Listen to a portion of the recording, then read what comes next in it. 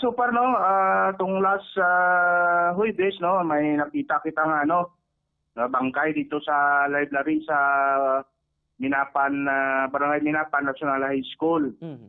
Ang biktima is si Mary Ann Jacobo Bertusi, Mhm. 47 years old, taga Bagong Takay, Malang, Cotabato. Kung sa day, nakitaan na lang ang patay dito sa library. Mhm. So, during the investigation, na-found out na ito nga ang suspect niya is ang security guard mismo Mhm. dito sa eskwelahan nga si Wilson Torreño. No? Mhm. Kag suno pa sa atong investigasyon, ang biktima ko suspect may relasyon. No? Oh. Muna siya. Mhm. Tapos, during while conduct investigation, nag-conduct kita sa mga pursot kaya na-found out na naton nga siya eh.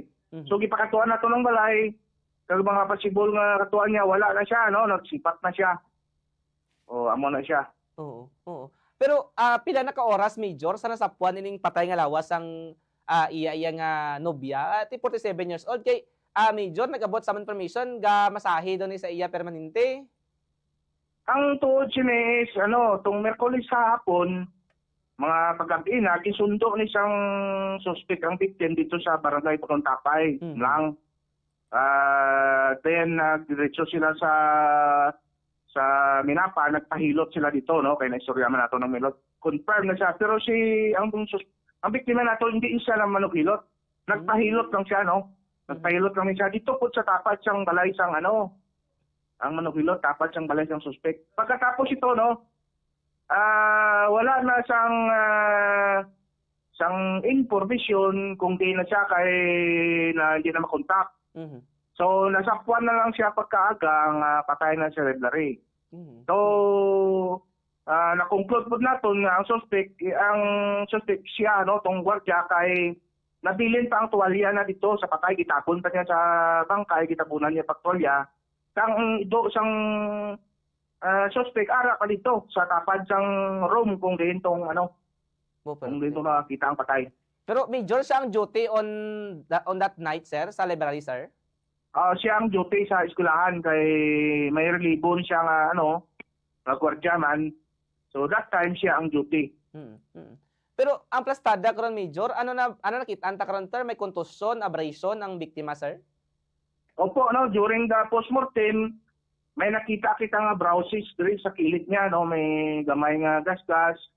And then according sa aton nga municipal officer si Doc Perez is suffocation no ang dahilan sa iya kamatayan. So to assessment is baka gibutangan sang kitabunan niya ilong para ni ginawa o silupin amo tong sanhi sa iya kamatayon. Grabe no, grabe nga mga krimen ini. Pero karon Major diin na ang investigation naton sir ga banda and kumusta naton manhunt sir kag ang tracker team naton?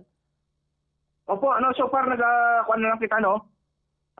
Hopefully ma-file nato ang kaso next week, Lunes or Martes kay ginahulat lang nato ang panganay nga anak sang biktima para maatag sang statement niya kag ang mga witnesses na to ready na.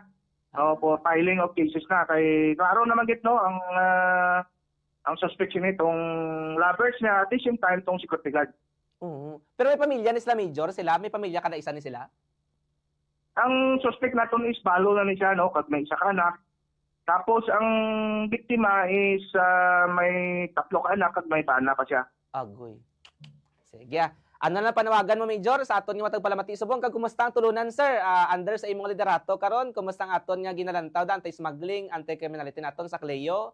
Update Major sa aton nga matag palamati diri sa South Cotabato sir. Ay opo no. So far ang tulunan is very peaceful naman.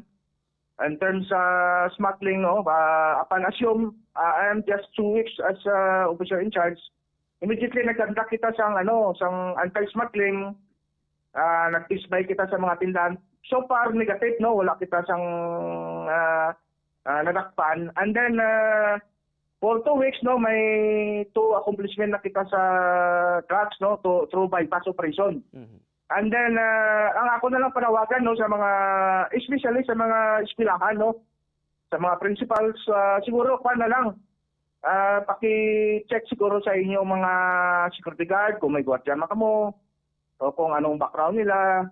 And then kung gabi siguro i-surprise check nyo sila kung ano ang ginahimo nila sa schools, no, base kung ang schools no under sa inyo ginahimo nila nga drug den or ginahimo nila nga hotel. So siguro under kuan na siyang aton principal with the coordination sa aton barangay, no, pwede man kamo magpaupod sa barangay official or sa amon nga police para ma-check nyo ang mga schools nyo, especially night, no, gabi. So amo lang ina, no, ang palawan ko padayon lang, no, ang aton nga binaligay para ma-maintain aton ang official sa Banwa sa Tulunan.